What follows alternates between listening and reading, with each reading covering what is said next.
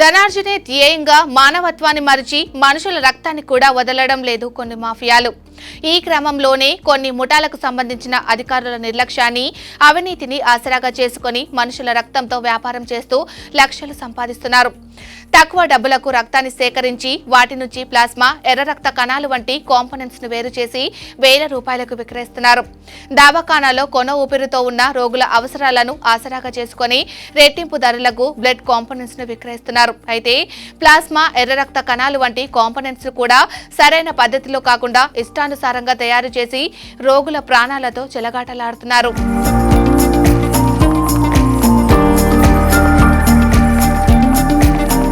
గతంలో drug control authority డీజీగా అకున్ సబర్వాల్ పనిచేసినప్పుడు నిబంధనకు విరుద్ధంగా నిర్వహించే బ్లడ్ బ్యాంకులు, అనుమతులు లేని ఫార్మా కంపెనీలు, నిబంధనలు పాటించని మెడికల్ షాపులపై డీసీఏ అధికారులు దాడులు జరిపిన విషయం తెలిసిందే. ఆయన బదిలీ అయిన తర్వాత దాదాపు 3-4 ఏళ్లలో ఆ అక్రమాలను ప్రశ్నించిన దాఖలాలు లేవు. ఆ మధ్యకాలంలో డీసీపీకి చెందిన అధికారులే కీలక బాధ్యతలు నిర్వహించిన విషయం తెలిసిందే. అయితే సదరి అధికారులకు తెలిసే ఇప్పుడు పట్టుబడుతున్న అక్రమాలు జరిగాయా, లేక ఆ అధికారుల నిర్లక్ష్యంతో విధులు నిర్వర్తించకపోవడం వల్ల ఈ అక్రమాలు కొనసాగుతూ వచ్చాయా అనే విమర్శలు వెల్లువెత్తుతున్నాయి.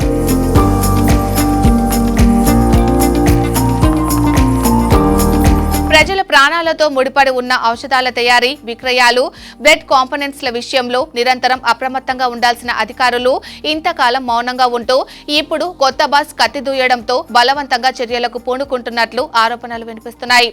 ఇప్పటికైనా ఉన్నతాధికారులు స్పందించి ముందుగా డీసీఏలో పనిచేస్తున్న అవినీతి, అక్రమాలకు పాల్పడిన అధికారులను గుర్తించి తగిన చర్యలు తీసుకోవాలని ప్రజలు కోరుతున్నారు.